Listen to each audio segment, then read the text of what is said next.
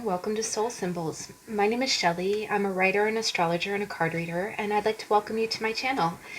Today is another special reading. As of late, I've been posting several reviews of my tarot and oracle decks. Anytime I come across a new deck, I will sometimes do a review and flip through. And that is what I'm going to do today.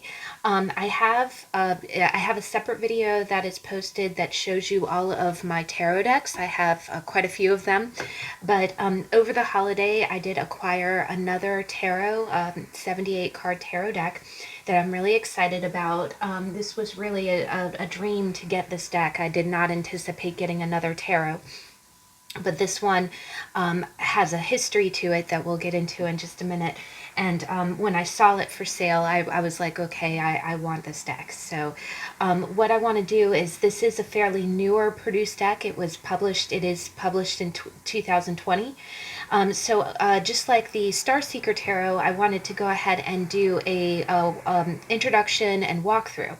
Now, this is not a formal unboxing because I've already taken the cards out. I've created a card bag. But I am going to talk about the author, the publisher, and I'm going to do a flip through where you can see the cards. And we're just going to do just a quick walkthrough so you can see the cards and see if it's a deck that you would like. Now, this deck is actually, this deck is called the Tarot of the Divine, and it is by Yoshi Yoshitani, if I'm saying that name correctly. And I was stupid excited because this deck was, I'd actually seen the artwork. Like the artist has a website where he was, honestly, I don't know if it's a lady or a gentleman. He or she was selling the initial tarot artwork as like postcards and prints.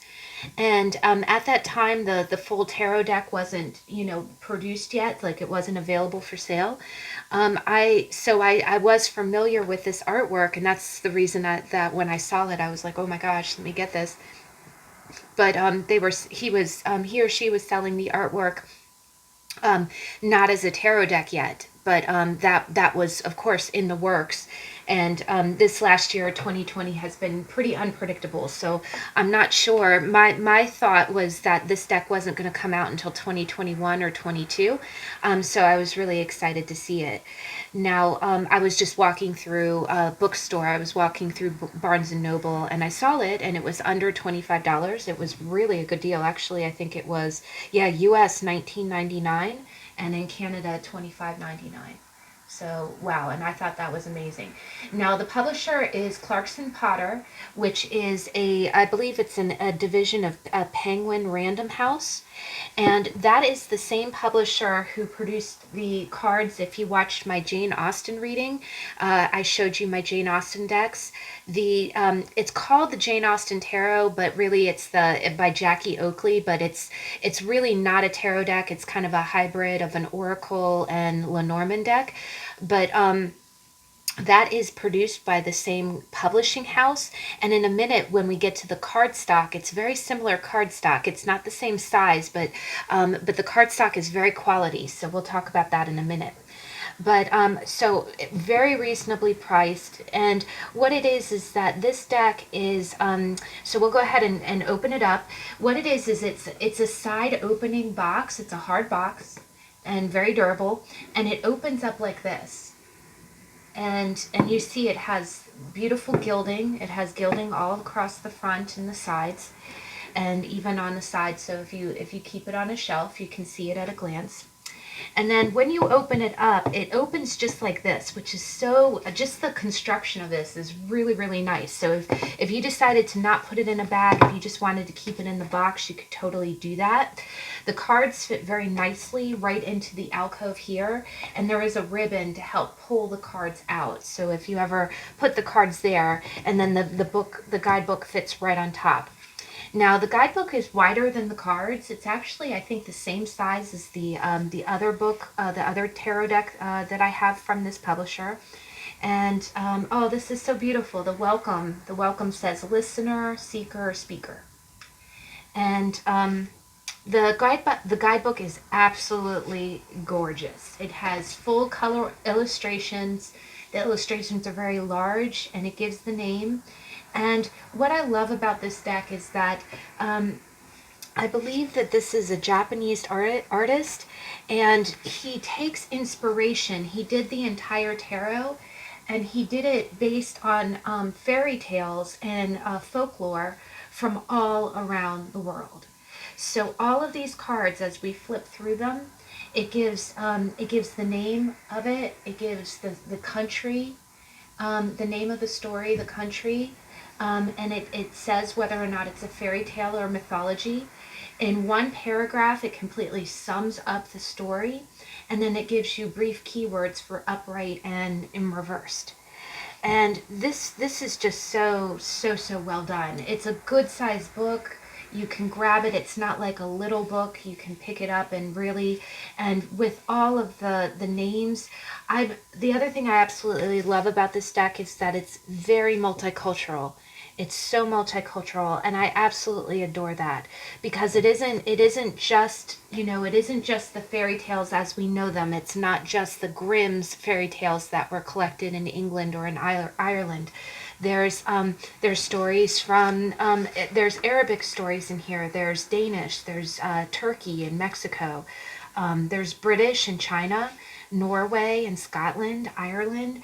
It seems like there's such a myriad of cultures here, and the images are really gorgeous. So and the book is absolutely wonderful. I actually really debated. I made this bag today, actually, because I like to make bags for my cards. And you can see the book is already starting to pop open. I've only had it a couple of days, and I've been reading it like crazy.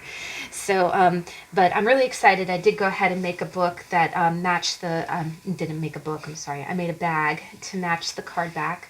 So as you can see, the bag is made by me. But so we'll go ahead and get into the cards. Now the cards are more tarot size, so they're more long and narrow. What I love about the cardstock is, just like we said, this is the same publisher as the tarot. If you watched my Jane Austen reading and deck collection, there's Clarkson Potter also produced the Tarot of Jane Austen by Jackie Oakley. And what I love about it is that, if you can see this, the lighting doesn't quite do it justice, is that there's kind of a texture to the cards, and it almost looks kind of like linen-like. And so it's a good thickness and it's a good weight, but that texture that's on the card has kind of a cross hatch to it. And what that does is that that reduces friction on the actual card itself. And I just think that's such a lovely production kind of thing, because I've seen cards that have ribbing, but it's more vertical. Here, it's got like a linen-like texture, so it's almost like when they sealed the card, they put kind of an extra layer that has crisscrosses, almost like the fibers of material, like linen. And so what happens is, as you use the cards, it's not wearing on the cardstock, it's wearing on the lamination, which I think is done intentionally to help with both shuffling, but also increase the lifespan of the card, right? Because if you're wearing the lamination, that's fine, as long as you're not actually, because sometimes cards can get worn at the edges when they're used a lot. So, and the back of the card is really lovely. I went with a teal silk material and a white lining, but you see stages of the moon, and there's a really pretty dark teal, and then shades of teal going in, darker teal, lighter teal, and then white. What's beautiful is that it is a universal card back, meaning that if you are drawing cards and you're not flipping them over yet, you can't tell if it's in the upright or if it's in the reverse, because the card back looks exactly the same whether or not it's upright or reverse, right? And so so that's really such a nice thing, because when you're shuffling cards and you're doing a spread. Now I'm going to go ahead and I'm going to go into the flip through. I'm going to try to not make this as long as it has been in the past, which I always promise, but I'm going to go ahead and move the camera so you can kind of see a little bit closer. Okay, so we're all ready to do the flip through. So the first card, and again, we might reference the book a little bit here because there's a few stories that, when we need to grab the book, we will. But most of them, and we're not going to make this a real drawn out flip through. We're going to try and make it easy. But the first one is the Fool, and this is gorgeous. And this is actually the original Little Mermaid. And you can think of it in a Disney sense if you want, part of your world. But she really is. You see the goldfish and you see the castle. And this is based on the Hans Christian Andersen vision. And honestly, the Hans Christian Andersen was a little bit of, he was the king of sad stories. The original Little Mermaid didn't have the happiest of endings, but she did have that hope. She had, and you see the doves and you see the goldfish. It's a really beautiful card.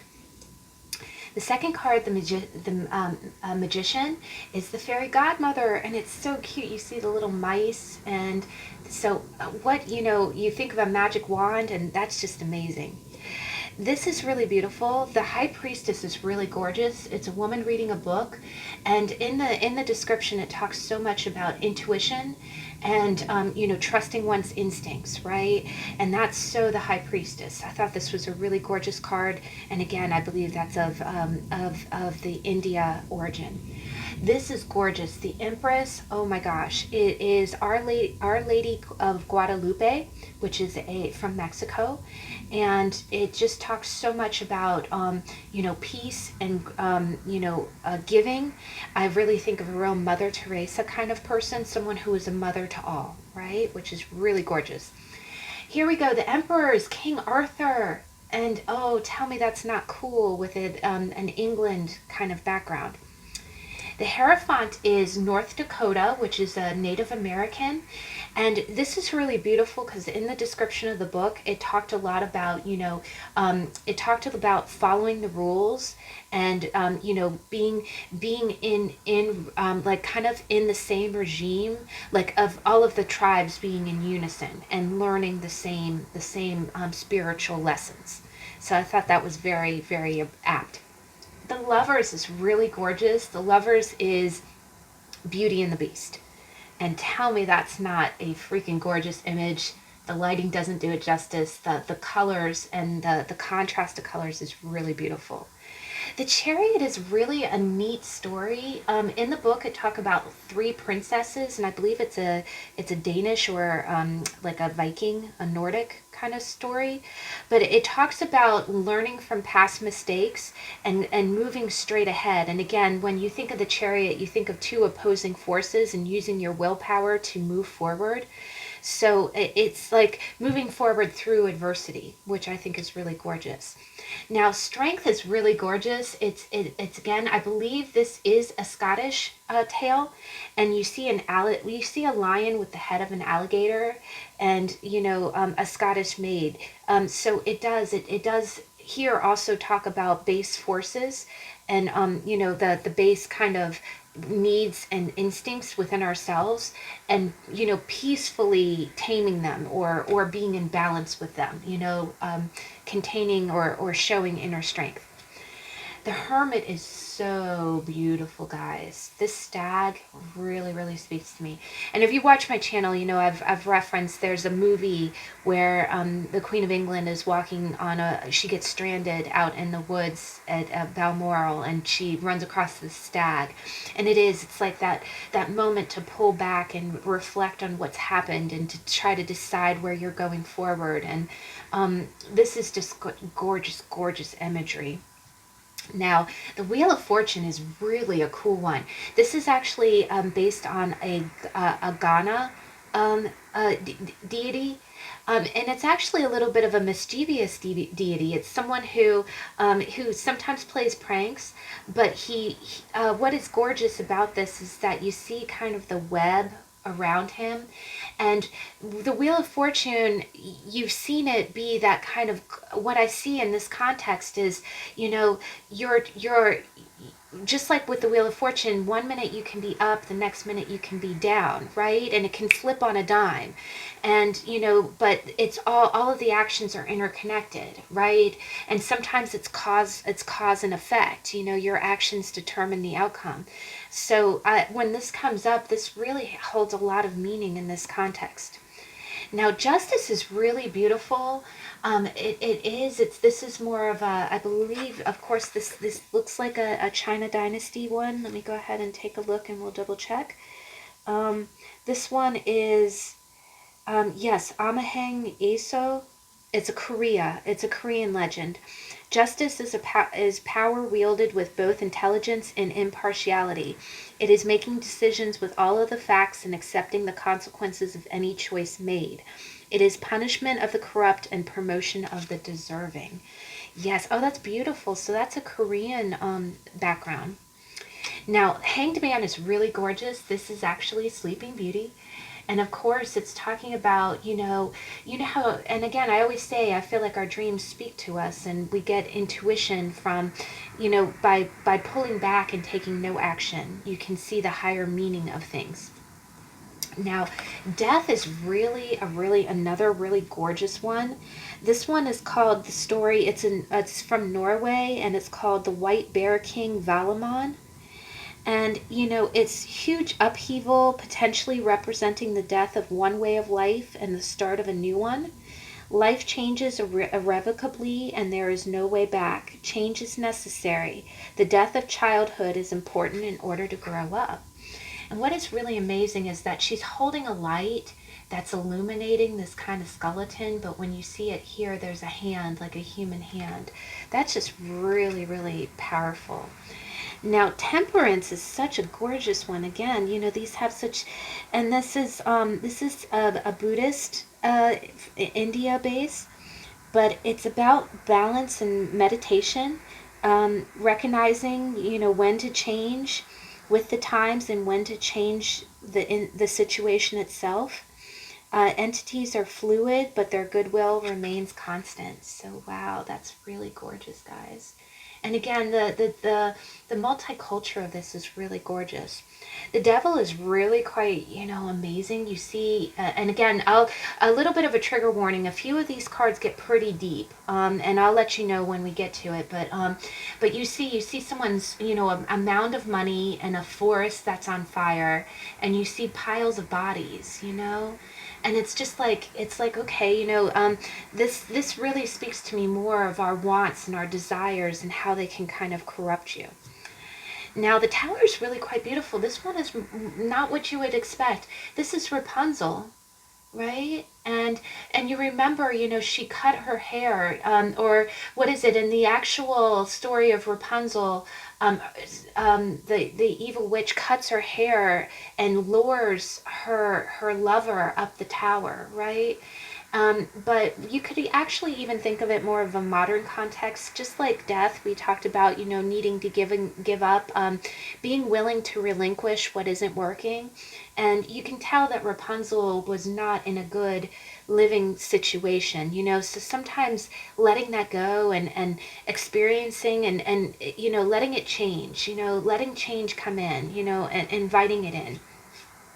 But here we've got the star, which is really gorgeous, and this is really quite beautiful because we always talk about how the star follows the tower, right? It's almost like when you're born anew, and you kind of see that innocent lamb and her looking up at the star, looking for hope, right? That's really beautiful. And actually, let me see, which tale is that. That is from Russia, and it is Sister Alanushka and Brother Ivanushka. So that's really beautiful. Now, the moon is the imagery that's actually on the front of the box. So, when you look at the moon, and you can see this is kind of I think this might have been one of the first images that the author painted, because it's really it's like yes, it is a Japanese, it's a Japanese story of Princess Kaguya. And I'm sorry if I'm completely messing up the pronunciation of the names, but that is really beautiful. What I love about this card is that there's the reflection of the moon in the water, and the author actually points out that there's like raccoon, almost panda-like creatures that get confused. They look at the water and think it's the moon. And that's such a representation of what that card means, right? When we see it in a reading. The next we have the sun, and of course we have Egyptian imagery here of the sun god Ra. And so of course it means success and birth and vitality, right? Now judgment is really quite neat. I really, this is such a different interpret spin on it. But this is a Chinese mythology, but it's Sun Wukong, the Monkey King. And what it is it's, it talks a lot about starting a new journey. It is about a calling. What I love is that it does have that lotus flower, and it has really the imagery in this is so gorgeous. But what I also like is that in the book it talked about learning from past mistakes. It says if you haven't learned your lessons, you are doomed to repeat your mistakes over and over, right? And in the traditional judgment card, you see people popping out of coffins, right? And it's like, okay, break out of the cycle. And then the last card is the world, and the world is really really gorgeous, guys. So all of them are.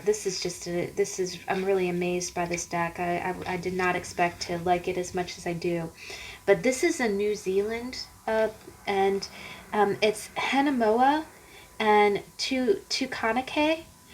And this is a happily ever after following a difficult journey. So it is almost like that, the dance of celebration, and you see it still has the kind of vignette that's similar to the world, but there are two people on that card, which is really, really cool. All right, so we're going to go ahead and we're going to continue and flip through the minors. But the Ace of Cups is really beautiful. And again, all of these are different stories. So the book really talks about it. So, this might be one that you kind of have to have the book on hand. But like, the Ace of Cups talks about, it's also a Japanese mythology that marks a new beginning, a reason to drink and be merry. But that is beautiful. Now the Two of Cups is really quite different. I like a lot of diversity, but this is actually an amazing story. This is a little bit the Two of Cups is different in that it's an Iraq story, and the Two of Cups is an ideal relationship that still faces difficulties. Gilgamesh was a tyrant until Ikadu was created for him to be his equal in every way. Though their initial meeting was rocky, they came to love each other very much as opposites who complete one another. So this is interesting. It's talking about someone being in balance with someone else. And whether that be, again, we talk about the Two of Cups. Actually, we just had a tarot on that yesterday. But, it can be brotherly love. It can be the balance between two twin energies. It can be a kindred spirit like a friend. Or it can most definitely be the start, of a loving partnership, like feeling the opposites or the complementary balance between two people. Now, the Three of Cups is really quite beautiful. This is actually, this story talks a lot about kind of like the muses. It's entities that are the goddesses of celebration, of procreation. So it is all that the Three of Cups means in normal interpretation. It's about celebration. It's about, kicking your heels up and having a good time. It can be a party, or it can be, love relationships that really, in which you are free to experience all the pleasures in life. Now, the Four of Cups is gorgeous. Oh gosh, guys, this is going to be one of my favorites, I think, because the Four of Cups, similar, most of the time the fourth cup is being offered to you. Here he's got three cups that are so gilded, right? The Emperor is looking at all that he has. But the simple cup, the non-golden one, is the one that has, this is the story of the nightingale. And the nightingale, and the irony is that this person's so preoccupied with the cups that he has that he's not seeing the simple cup that is, the nightingale is the bringer of all happiness. So that's really, really a neat story. Now, the Five of Cups is really, it's a little bit of a tragic story. This is actually a story where a woman, when she views her husband on his second marriage, like he's left her, she had three children, and it's a little bit of a sad story, but she loses the children in mourning, and she's still like just lost in her emotions over the loss of her husband, the loss of her children. She's not seeing what remains, which is definitely the Five of Cups. Now, the Six of Cups is a really neat story. It talks about the two children, and what you'll see in the background is you'll see an ice-capped mountain. And what I loved about this is that this has really got a lot of deep meaning. This is the story of the Snow Queen, which is from Denmark. And, it talks about how Kai and Gerda were best friends as children. But when Kai is struck with depression, he leaves to go to the Snow Queen. And through many adventures, Gerda saves him and brings him back, but he's not the same, right? He's after being with the Snow Queen and being. So this takes on a whole new meaning when I read this, because having the fairy tale behind it is really quite cool. Now, the Seven of Cups is neat because this is Aladdin, and I just thought this was amazing. I just thought this was cool because when Aladdin was in the Cave of Wonders, he had to choose which lamp was the lamp, right? He didn't know, and they all looked very similar, right? And one of the lamps is the right one. One of them is going to give you all your dreams come true, give you the wishes, right? So that's a great representation. Now, the Eight of Cups is really, I loved this story. I really, again, I'm learning the book quick, but the Eight of Cups is a Hebrew legend and it's biblical. This is actually Moses. And when you think, if you remember, if you've studied the Bible, Moses was raised as a prince. And he had a calling to leave his people, right? He had it all, right? He had wealth, he had affluence, but he left everything that he had established to go on this mission for God. So, and again, with the power of the red coat, it's like it's leaving in the past things that you've invested in. So I think that's a wonderful representation. The Nine of Cups is really quite beautiful. This is really a neat story. You are going to see someone who's kind of dressed in drag here. This is a different kind of story, but what it is that this is the Nine of Cups, and again is like that wish fulfillment. It's like that birthday party kind of card. But this is the story. This is an Arabic folktale that talks about Prince Taj I'm saying this all wrong. Prince Taj al-Maluk fell in love with Princess Dunya, but she refused to see any men. Like, she would not be in the presence of men. So he used trickery. He disguised himself as a woman in her court, like one of her ladies in waiting. So he dressed like a woman in order to sneak in, and then he had all this private time with her, right? So, but this is really beautiful. You see all the cups, stacked around. So, and them falling in love, under the guise of secrecy, right? Now, the Ten of Cups is really, it's a beautiful card. But this is another Arabic folk tale. It's from Persia, and it's the story of Julnar the Seaborn. And this does kind of remind me a little bit of being, half mermaid and half land. But I think I'm going to get a lot out of this because sometimes the Ten of Cups can be the merging of two families. And if what you can see is that in a lot of reads, sometimes you see conflict that arises from people being different backgrounds or having, conflict, or just trying to merge families together. So here I'm kind of seeing that, you can obviously see that she's of the Mer people and he's not, and yet they have a child, and this child kind of brings the family together. So it is that happiness of having, that money can't buy. Now, the Page of Cups is really quite beautiful. Again, this is great. I love it when the pages are depicted as children. The Knight of Cups is really neat. Again, you have a horse in the water with a hawk. And all of these do have stories behind them. So we're not going to, we won't bog it down. If you get a chance, this box was not sealed shut, so I was able to look at the book before I bought the cards.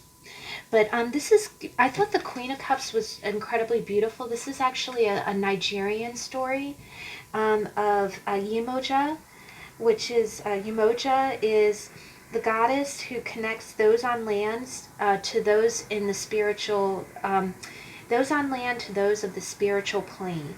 She is mysterious, but she is a kind and loving mother. So I just think this is beautiful. She has, and when we get to, we haven't had a tarot on the Queen of Cups, but that's definitely her being an emotional person. Now, I'll just tell you right now, all of the kings are not human. All of the kings are different animals. And I really just thought that was really kind of cool. So with the King of Cups, this is a Chinese legend. Of course, with the dragon, I thought that was so amazing. But with the dragon, it's the King of Cups was once a little boy, but has matured into a powerful dragon. He is kind, but fiercely protective of those he loves. He is connected to the deep, dark waters of the subconscious. He possesses great patience and wisdom. And you can see there's a pearl of wisdom there, and he's protecting it at the depths of the ocean. So that's really beautiful lore there. The Ace of Coins is really gorgeous. This is actually Jack and the Beanstalk. And you know how, he technically, technically sells the cows for magic beans, but I think here it's like planting the seed to grow the beanstalk. Now, the Two of Coins really struck me. I really like this. This is a gorgeous card. Let me see. I believe that this is a Pacific Northwest mythology. It's Haida, Haida. The Two of Coins represents the skill needed to balance opposing forces in life. For Rip's the bear world and the human world collide. She embodies the dualities of work and family, hobbies and careers, wants and needs. I thought that was amazing, you know. And look, she even has like tattoos on her legs. Um, and you see her, balancing a bear, and you see a bear that's a child who's half bear, half human on both sides. And she's balancing, and oh, that is very Pacific Northwest. When the bear symbolism is very strong there. But I thought that was amazing, talking about work and hobbies, balancing work and hobbies, and wants and needs. That's definitely Two of Coins. Now, Three of Coins is really interesting. I get a very Apprentice kind of vibe from this. The story is about how two deities are training someone new. And I do get kind of like a little bit, I kind of think of the Karate Kid, when somebody is learning how to do something. And definitely with the Three of Pentacles, that can be work, somebody, it's training someone how to do something. But the book talked about how when this person's ready, they're going to be like the next, the next god. They're going to be ready. When they're ready, they're going to step into their role. And it's about like cooperation and learning from those who came before you. Now, the Four of Coins is really quite beautiful. This is about holding on. Sometimes it can be about being a little bit, this story, it comes from Peru. It's the Condor's Wife. And it says the Four of Coins represents greed and an unwillingness to open up or share. Condor covets his wife who is not like his life, who does not like his lifestyle or living with him. He recognizes her unhappiness but is unwilling to make changes or set her free. So you see, and honestly, it's a condor, but he kind of looks like a vulture to me. And again, he's holding on to what's his. He knows his wife is unhappy, doesn't want to live his way, but he won't let her go. Now, the Five of Pentacles really got me right in the feels, because this is another Hans Christian Andersen tale. It's the little Matchstick Girl. And if you've ever read this story, oh my gosh, guys. It's about a girl who has, she's out in the cold, and she's trying to sell matchsticks it does almost remind me a little bit of the child labor of like the 18th century. But she has no shoes, she has no gloves, and she's afraid to go home because she thinks her father will beat her if she doesn't sell the matches, right? She has to sell the matches, and she's offering matches to everyone who passes by, but no one's buying them. So what she does is she starts lighting the matches and looking into the flame and having daydreams, right? And one of the daydreams she has is that of her grandmother who showed her love and kindness. And it's a sad story because the girl does end up passing away, but she passes away in happiness because of the dreams that she's having, looking at the glow of the flame. But she doesn't realize that sanctuary is right next to her, right? Because the other thing is that in the story she's in an alleyway between two homes. You know, she never asks to come inside, and she never goes home to where she lives to warm up, right? So that is like being out in the cold. The Six of Cups is, I do believe that this is Six of Coins. Six of Coins. I do believe that's probably an Eskimo legend. Alaska, yes. The woman who was kind to insects. This is cool. And you see like the beetles on the ground. She's bringing another beetle to her collection of beetles. Now, the Seven of Coins is actually Mayan, and this is really quite beautiful. This looks a little bit like strange imagery, but according to the book, what it talks about is it's talking about when to harvest and when not to. So it is about, do we need to grow more? And that's definitely an evaluation of the Seven of Coins. It's like, okay, is this growing fast enough? Do I need to invest more?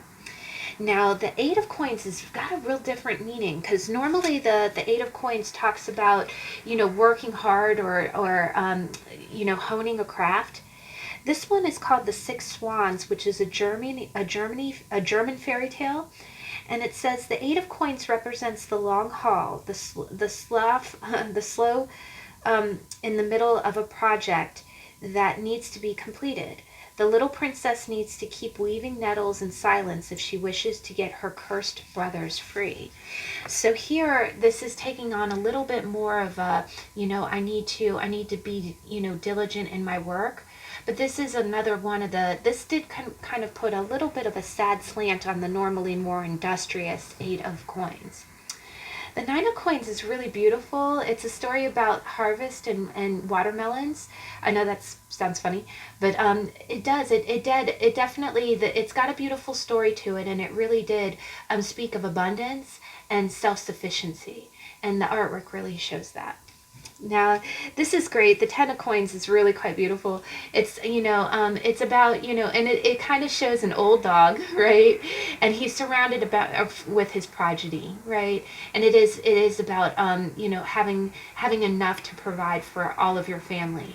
And in the background, there's bamboo, which is, grows very steady and is very abundant. The page of coins definitely looks like more of a Denmark. It does. It looks like more of a Nordic. Let me just see real quick. Yes, it's a Swedish, and it's a deity. But she welcomes the beginning of spring and summer, a fresh start, the end of darkness. So I thought that was really beautiful. Now, the Knight of Coins is similar. It talks about slow and steady work. I like the story because it did also talk about conflict, about how things did not come easy. It's almost like he had to work and kind of plow through his chores to be successful. The Queen of Coins is really beautiful as well. I believe that this is, let me just see, again, these are so diverse. It's not even just one region. This is actually an Australian, it's a Northern Australian deity, but she is I can't even begin to pronounce her name. But she has traveled the world blessing her many children. She is always moving, loving, and ever practical. She teaches her children how to help themselves. And this is beautiful because they do talk about the Queen of Coins being like the Earth Mother, like she's like the echo of the Empress. And just like we said before, the kings are not humans. So this is the King of Coins, and he's a turtle, with a tree growing out of his back. I just think that's the coolest. So the Ace of Swords is really gorgeous. It shows having the ability to cut free of any restrictions, and you see that web of rope. I know that there are stories for every single one of these cards, but this one is the Gordian Knot, and it's a Greek legend from Turkey. And, it's slicing through the Gordian Knot begins a campaign to conquer new lands. So that's really cool. It's like the beginning.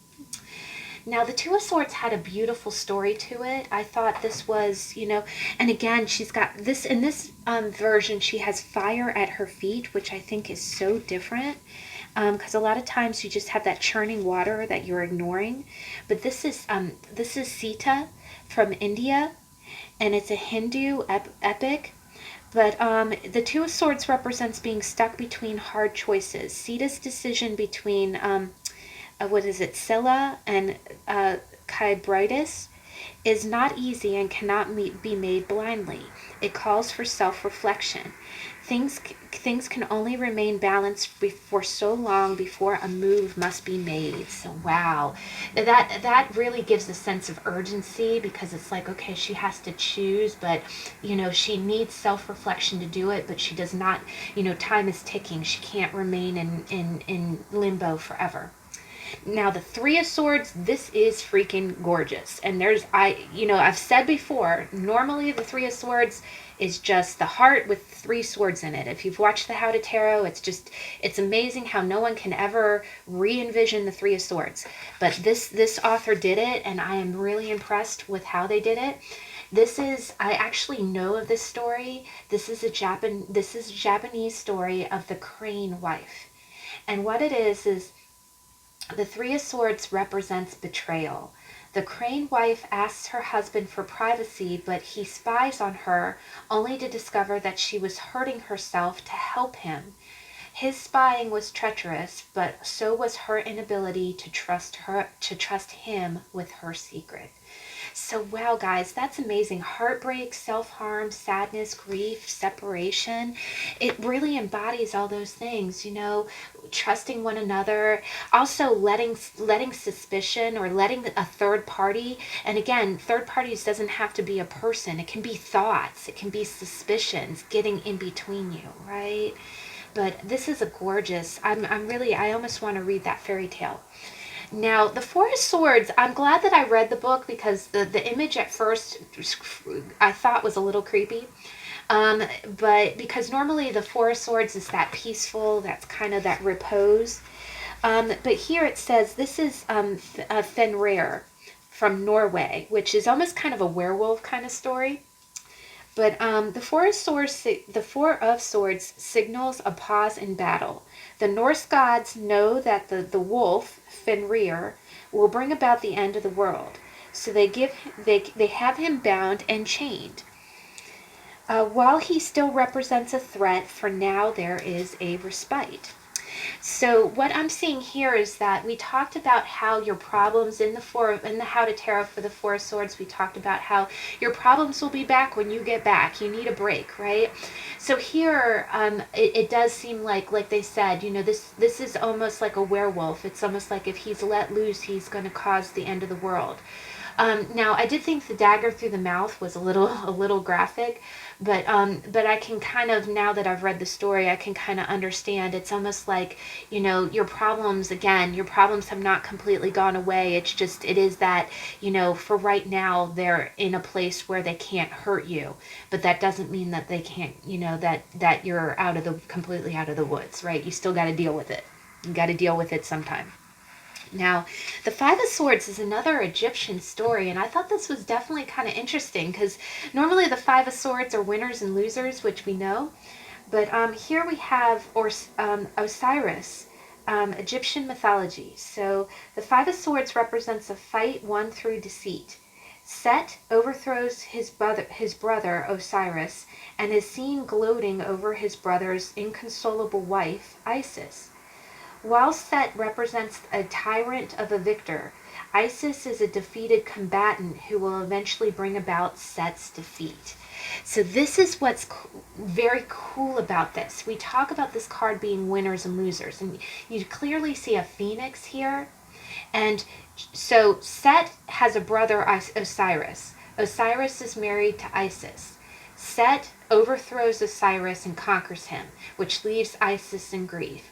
But Isis is going to eventually rise up and conquer him because, Set is gloating. So this is really interesting, and I've said before I don't know so much about Egyptian mythology, but I thought that was a cool story, and that'll help me understand it better, and that gives a whole new layer to that card, when I'm using this deck. Now, the Six of Swords is really quite beautiful, guys. This is a Greek mythology, and it talks about a woman taking her son to a safer place, and then he is going to grow up to like, I think is it Ulysses? He's going to grow up to go on adventures for to save the day. Like, he's going to grow up to be a hero. It's Danae and Perseus. Oh, it's Perseus. Oh my gosh. But Danae and her young son Perseus escape. Perseus will eventually grow to defeat the Gorgon Medusa. So, wow. So, this is a mother, and you see this in a reading would definitely talk about, give me a real good interpretation. Now, the Seven of Swords is really quite beautiful. It has a coyote, and it has kind of the shadow of a laughing person.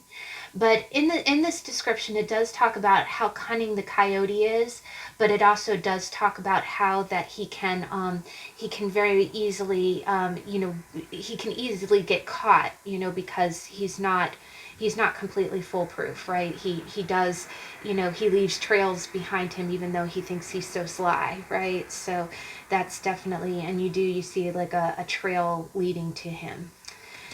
Now, the Eight of Swords I thought was really quite beautiful. This might actually make it into the Hat of Tarot. I'm pretty picky about the contest for it, but this is really quite different. You see, the story is, it's called Donkey Skin, and I'm sorry if anybody is vegan. I don't mean to, trigger warning here, but it's a French fairy tale, and it says, the Eight of Swords represents being caught up in your own insecurities. Donkey Skin was forced into hiding to escape a bad situation.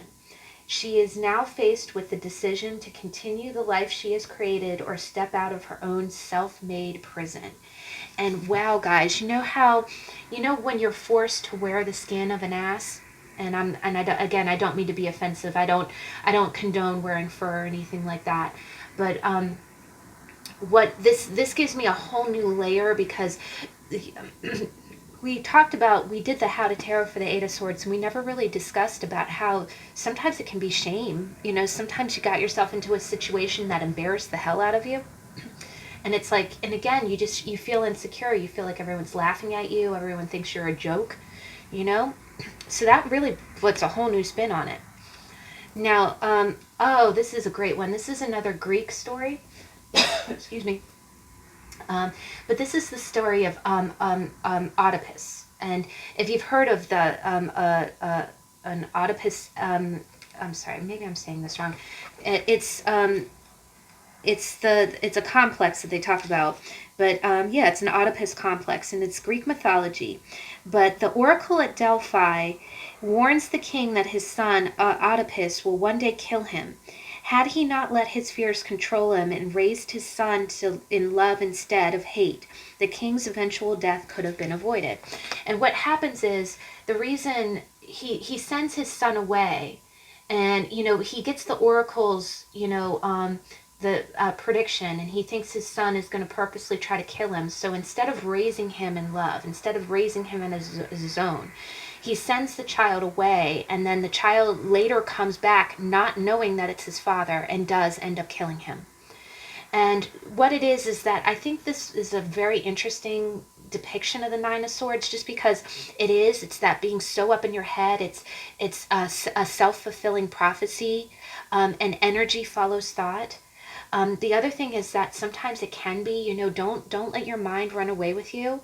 And definitely when this card comes up in a reading, we talk all the time about how we say in card reading, if it take what resonates and leave the rest. If it does not resonate for you, don't take it. And honestly, if you hear anything that disturbs you, you don't have to take that as truth. These are all symbols. They're all interpretation, and energy changes, right? Energy changes. Now, a little bit of a trigger warning. The Ten of Swords in this deck is a little bit out there, so just to warn you. But this is a really kind of gory story. This is the story of someone. This is crazy. I'm not sure. It's definitely a Ten of Swords concept, but it's just it's an Inuit mythology, which is based in Canada, and it says it's the legend of Sedna. And it says the Ten of Swords represents backstabbing and betrayal. Sedna's father pushes her from his kayak and chops off her fingers when she tries to cling to his boat. She sinks to the bottom of the ocean and becomes consumed with wrath, eventually eternally seeking revenge. So I won't linger on this card too much, but that is definitely a graphic story. So in that case, I would not advise this card for young readers, or this deck for young readers. But one thing that we can learn from that is that you can have, it's funny, I have to admit, when we look at the Ten of Swords, we try to tone it down, we try to, and we had a tarot on the Ten of Swords. It's not a pretty card, but we try to tone it down, or we try to clarify it. But I think in this meaning, I think the author is genuinely trying to say there's going to be moments in life that someone just totally does the unforgivable. And that is what the Ten of Swords means. It's the unforgivable. And it's one of those things where if you let that hatred stay with you, if you let somebody's betrayal of you taint you like that, like she sunk to the bottom of the lake, and that's water imagery, that's emotional imagery, and then just seethed in wrath and hatred for what had been done to them, right? Crappy things happen. And again, that's I think the illustration of that card just says, yes, Ten of Swords is real. It can't be modified, can't be clarified, someone did something despicable. And I think it's trying to make that very clear. But the other side of that story is that, are you going to sink to the bottom and just let it make you bitter? Or can you survive what happened, heal from what happened? And, and again, not saying that what happened is forgivable, but it is just, I think it's illustrating the extent of how, when the Ten of Swords shows up, it's not like some little light offense, right? But the Page of Swords is really quite cool. It's actually a girl. I love it. I love it when the pages, they are depicted as princesses, but here they just, the terminology is page, which I think is cool. But it's this one is actually an Arabic folktale, so it's Princess Parizad. Princess Parizad. The Page of Swords resembles a youthful intelligence. Princess Parizad uses her wit to succeed where others have failed, her optimism intact through it all. So I think that's really, and it's very bubbly. And then we've got the Knight of Swords, which I think looks really great. He definitely has that energy, and there's a very cool story with her. The Queen of Swords is similar, just like the other queen. She's clear-headed, she respects the truth. She can be a little cold, but her honesty and her forthrightness and her intelligence always comes through, because she is an honest and noble leader, right? Now, the King of Swords, and again, all of the kings are animals. They're not humans. This is really a beautiful card, guys. This is a griffin, and there's a beautiful story that goes with it. So, again, I don't want this to be too long, and you're encouraged to purchase the deck. But I'm just going over some of the highlights of it. But the Ace of Wands is really neat. This is a Chinese folktale. It's the magic paintbrush. And, I remember learning about this when I was really young. The Ace of Wands represents inspiration, a sudden creative force. The magic paintbrush embodies these qualities with passion and daring.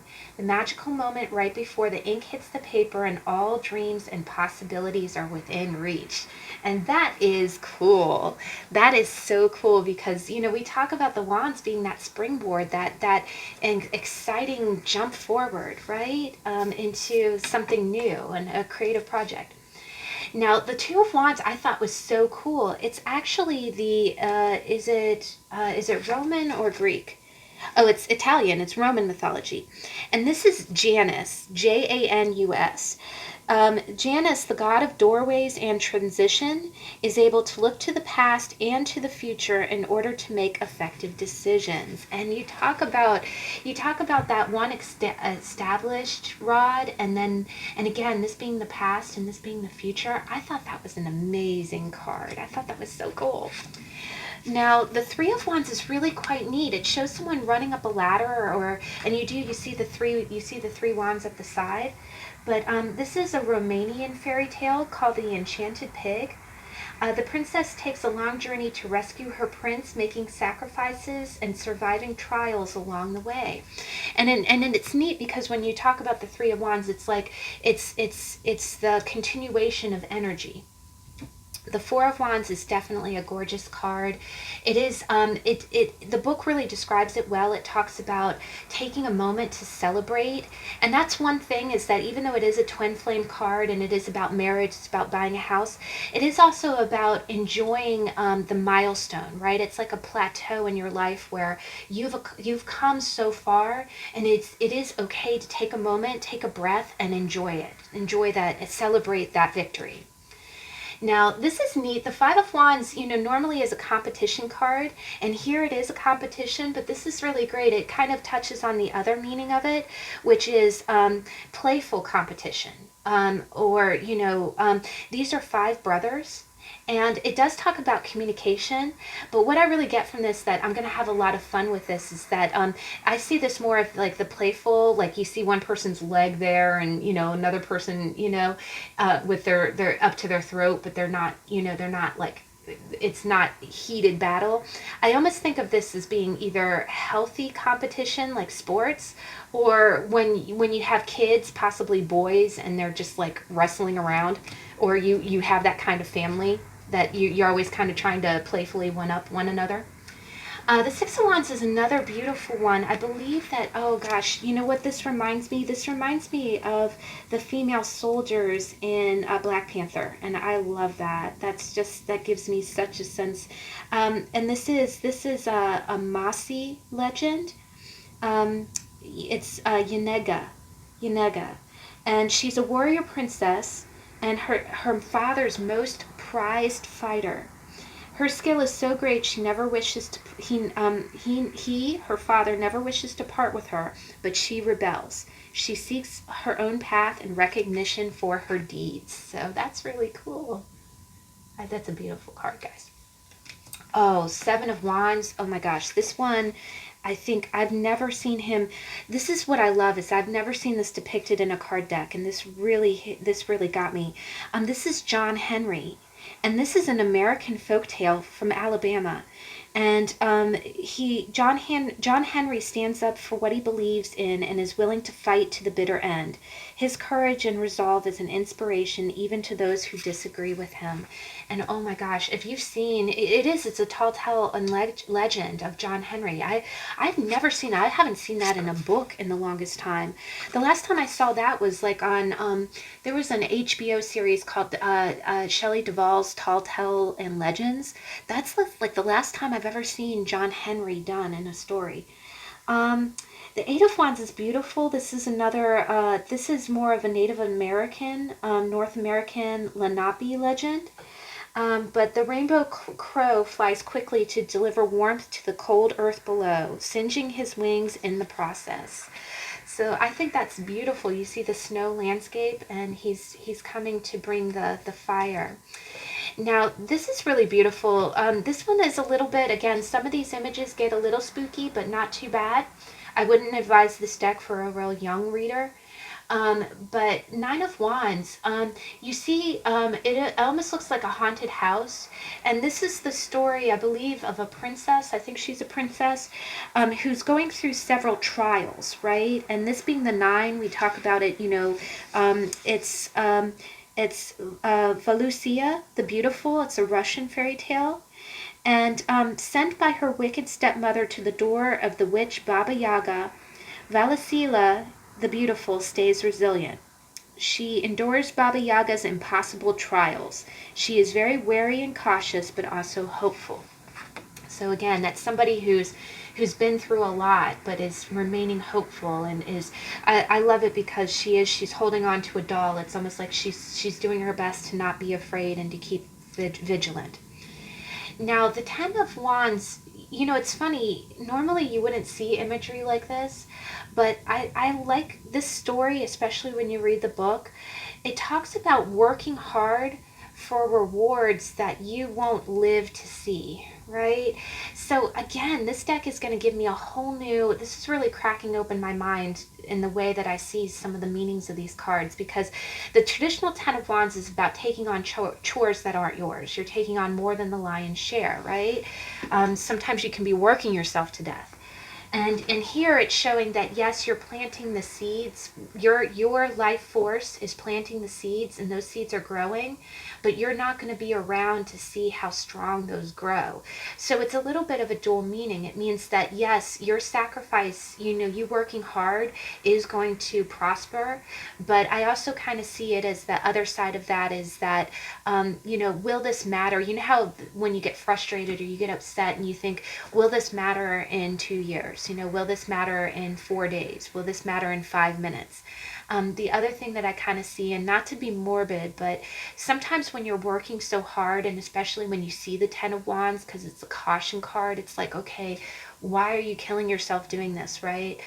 Sometimes, and again, not to be morbid, but sometimes there are like top 5 and top 10 lists that talk about people's biggest regrets on their deathbed. And most of the time, the biggest regrets was that they didn't make more time for family, or that they worked all the time, or that they didn't tell someone that they really loved them, or that a lot of times that they didn't dare to be what they wanted to be instead of what other people expected of them, right? So I think this is gonna be, and again, it looks a little spooky with the skull, but when you read the story and you think about it, it's like, okay, what am I putting, what do I want to grow out of my energy? What do I want? Because it is your energy, it is your life, it is your life force, right? And the Page of Wands is really beautiful. Again, these pages are just really cool, guys. And they're young and they're spirited. I just get such energy off of this. Now, the Knight of Wands is really quite funny. I am going to have to get used to this. She's like carrying a spoon. But again, some of these stories I'm going to have to get used to. But this is called Tatterhood, and it's a Norwegian fairy tale. Represents a fearless fighter, eager to charge into battle, especially if it means defending someone she loves. So that is definitely, it is definitely an energetic, and you get a lot of impulse, right? The other thing is when you see the ram, I get some serious Aries energy off of this. Now, oh my gosh, guys, Queen of Wands. This is a really beautiful card.